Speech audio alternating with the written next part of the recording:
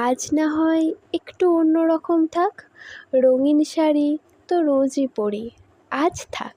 সাদা কালোর কম্বিনেশনটা আমার বরাবরের খুব পছন্দ, তবে আজ যে শাড়িটা পরছি এটা আমার না, এটা বড় মার।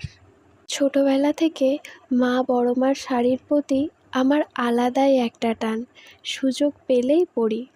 যেমন আজ পরছি, শাড়ি পরাটাও শিখেছি বড় মার থেকে। শাড়িটার সাথে হালকা একটু সাজগোজ। আমার সাজগোজ মানে কপালে একটা ছোট টিপ, চোখে চওড়া করে কাজল, আর ঠোঁটে হালকা লিপস্টিক। আজকের সাজটা শেষ করলাম নিজের হাতে বানানো কিছু হ্যান্ডমেড জুয়েলারি দিয়ে। আমার কিন্তু একাল আর সেকাল মিলিয়ে সাজগোজটা দারুণ লেগেছে। নববর্ষে এরকম একটা হালকা সাজগোজ হলে দারুণ হয়, তাই না?